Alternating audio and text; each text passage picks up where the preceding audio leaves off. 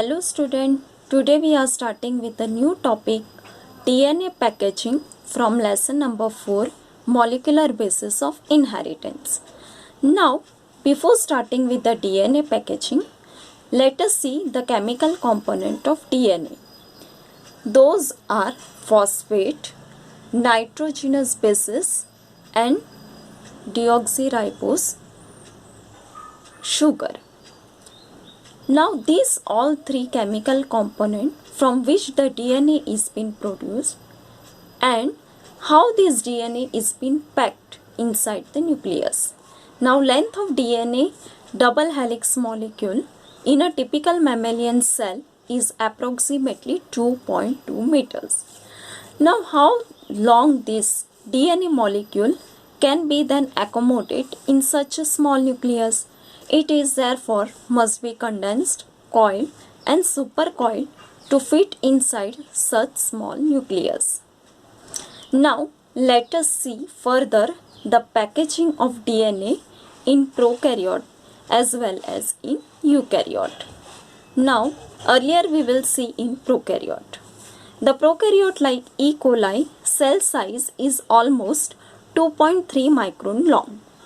Here they do not have well organized nucleolus. Also it is without nuclear membrane and nucleolus. But the size is 1100 micron long nucleoid is to be fitted or packed into a cell which is hardly 2.3 micron long. Hence, the negatively charged DNA becomes circular, reducing the size to 350 micrometer in a diameter. For this, let us see the image in this. Here. Now in this picture, you can also see a circular unfold chromosome is there. It is the first step which is having 350 micron. Then it is been refolded chromosome into 350 into 30 micron. Here the loop which is there, folded chromosome actually 40 to 50 loops.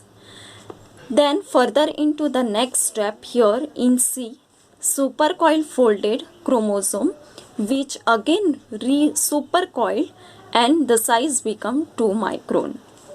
Then it is further converted again inside the each loop is independently supercoiled. One is RNA cleaved and another one is nicked DNA, which is partial DNA's digestion and partial RNA's digestion. And thus, let us come back. This coiling is essential or assisted by positively charged histone proteins and enzyme like DNA gyrase and DNA topoisomerase 1 for coiled state. And in such a way, the packaging in prokaryote it is done. Now let us see the next packaging in eukaryote. Here the eukaryote show well organized nucleus containing nuclear membrane, nucleolus and thread-like material in the form of chromosome. Thus, the organization of DNA is much more complex in eukaryotes as compared to the prokaryote. Depending upon the abundance of amino acid residues with charged side chains, a protein acquires is charge. Histones are the protein that are rich in lysine and arginine residues. Both these amino acids residues are basic amino acids and carry positive charges with them. So here histones are set positively charged basic protein. For example, histones plus protamine. These histones organize themselves to make a unit of 8 molecules known as histone octamer. The negatively charged helical DNA is wrapped around the positively charged histone octamer, forming a structure known as nucleosome. Now let us see the structure for that. Here in this structure you can see the histone which is there. This one is DNA, red color, and this green color which is there, it is histone. This is inside which the histone octamer is present. H2A, H2B, H4, H3, and here above 4 histone and below 4 histone. Total 8 histones are present, octamers of histone, which is positively and negatively bind together. Got it? Now, all these nucleosomes are the repeating units of chromatin, which are thread-like strain bodies present in nucleus. These look like beads on a string. The chromatin is packed to form a solenoid structure of 30 nanometer diameter and further supercoiled tends to form a looped structure called as chromatin fiber, which further coils and condensed at metaphase stage to form a chromosome. Here let us see the picture again. Here, DNA wound around histone protein. Here you can see bits on string which is being magnified. And this structure is a solenoid forming 30 nanometer thick fiber.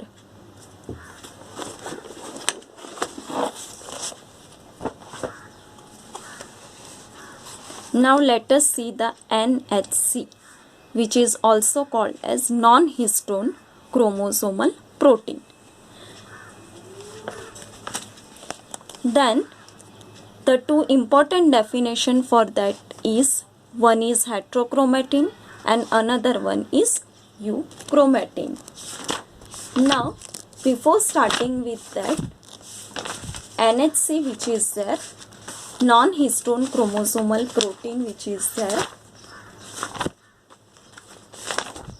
it is also a additional sets of protein that contributes to the packaging of chromatin at a higher level. Now here, heterochromatin. In eukaryote, here this one is heterochromatin. In eukaryotic cell, some segment of chromosome during interphase and early prophase remain in a condensed state. Thus, this region constitute heterochromatin. Heterochromatin is 2 to 3 times more rich in DNA than in euchromatin. This one is the important point in the heterochromatin or euchromatin comparison.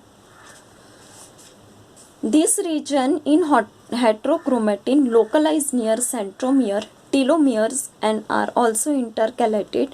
It is genetically most inactive. Now next let us see the euchromatin. The regions of chromonema which are in non-condensed state, which constituent euchromatin. The important point regarding euchromatin, that it is transcriptionally active while heterochromatin is transcriptionally almost inactive. Now about these euchromatic regions, stain light which euchromatin is genetically very much active and it is also very fast replicating. Now I hope so you got it about the DNA packaging, from which we have studied about the packaging in prokaryotic, packaging in eukaryotic, also non-histone chromosomal 5 proteins, heterochromatins. Here it is euchromatin. And next time we will study the 4.4 DNA replication. Thank you, student.